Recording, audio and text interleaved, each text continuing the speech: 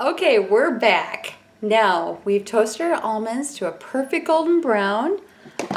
Yeah, I burned the first batch because I took my eyes off them, which I told you not to do, and then I turned around and did it. But what we're going for is a nice golden brown, like this. Perfectly toasted. Yeah, thank goodness I bought 6 ounces instead of 3, because I'm that kind of girl.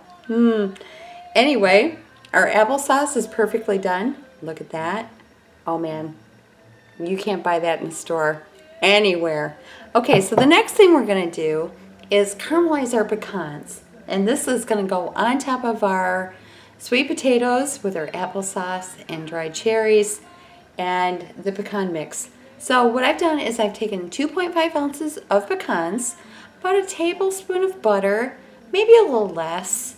You just want to add moisture to the sugar, which is about 2 heaping tablespoons of brown sugar, and then 2 teaspoons, a teaspoon and a half, depending on how spicy you like your nuts, of our apple pie spice. And everybody's like, okay, wait a minute.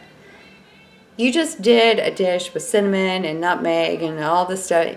What makes the apple pie spice different than that? The secret is cardamom. Now, cardamom is a pod. It's really kind of ugly, but it is amazing when it's dried and ground. So, Spice Chicks Apple Pie Spice is the only blend, as far as I know, that actually has cardamom in it. And I like to put it on my nuts. Now, you don't have to go that crazy. I like to go that crazy with it. Anyway, we're going to saute those, bring them up to heat, and then turn them way down.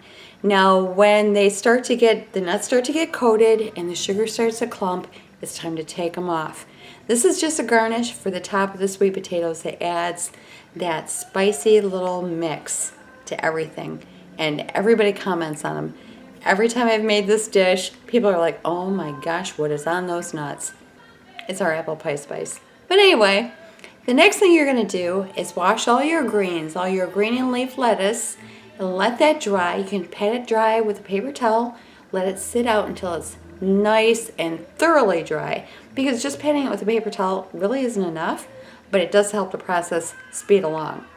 Now, people say, okay, well, if I've washed it, why can't I just put it back in the bag? Well, because it tends to get a little soggy. The salad, if you take it out and it's still wet, is going to be diluted, which we really don't want. So if you have time, let the lettuce dry thoroughly and then put it in a storage bag, a large one. You can also tear it ahead of time, but not too many days ahead of time, because the edges will turn brown. All right, the next thing you're going to do is your green beans. You're going to stem them, and you can cut them in half if you want to. I like to serve them whole. It's just prettier, but it is more practical to serve them cut in half. So you make your own decision there.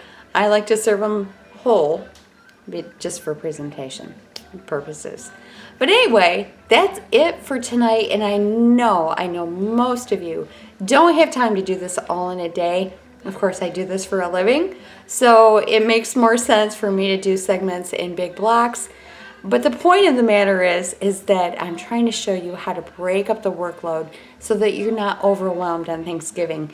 You can do this over 5 days' time, okay? I know you've got linens and beds to prepare, most likely, because you're going to have company that's staying over. You've got tables to set, you have dishes to clean, and everything else. I'm just trying to make it easier on the big day by breaking up the workload. So you can take that and distribute it however it works best for you. Hopefully you found this helpful.